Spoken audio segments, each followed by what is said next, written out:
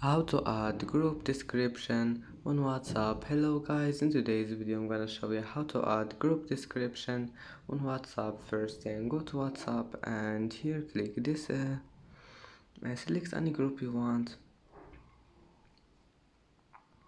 and click here in the group profile, and here you will find it, add group description. Click on it and then just add any description you want and click OK and go back. It will be saved, and as you see, group description have been added, and that's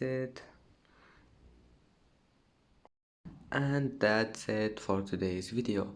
If you like this video, don't forget like and subscribe, and thank you for watching this video until the end, and see you in the next video.